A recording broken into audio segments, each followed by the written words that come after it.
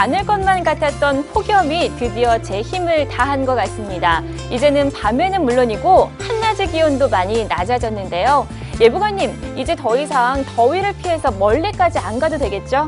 네, 그렇습니다. 이제 바다나 계곡을 찾아다니던 행렬도 많이 줄어든 것 같습니다. 이번 주말 고속도로는 평소 수준으로 그다지 혼잡하지는 않겠는데요. 하지만 고속도로 교통정보는 확인하고 출발하시는 게 좋겠습니다.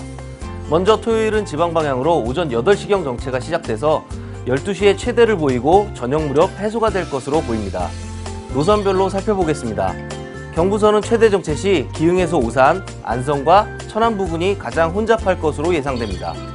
영동선은 안산에서 동수원, 덕평 구간이 가장 어려울 것으로 보입니다.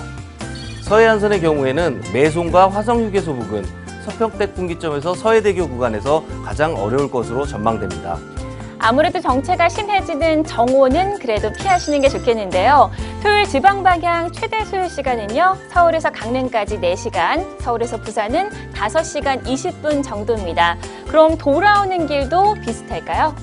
네, 돌아오는 일요일은 오후 1시경 정체가 시작돼서 저녁 무렵에 최대를 보이고 밤 11시를 전후로 해소될 것으로 보입니다.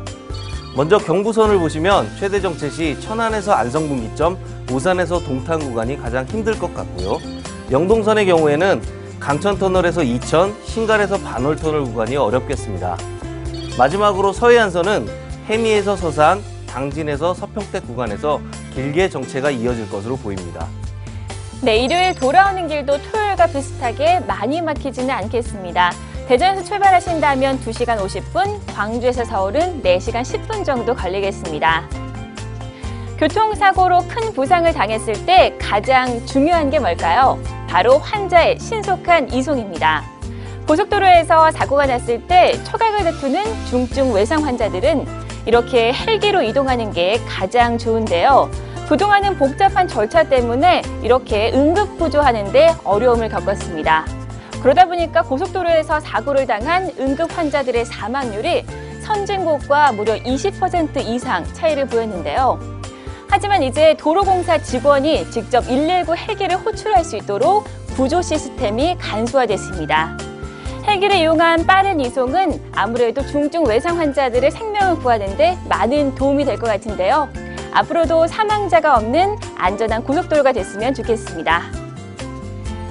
어떤 일이 이루어지려면 반드시 적당한 시간이 필요하겠죠. 이번 여름은 풍성한 가을을 위한 뜨거운 한철이었던 것 같습니다. 지금까지 뉴스와이와 한국도로공사가 함께하는 주말 교통예보였습니다.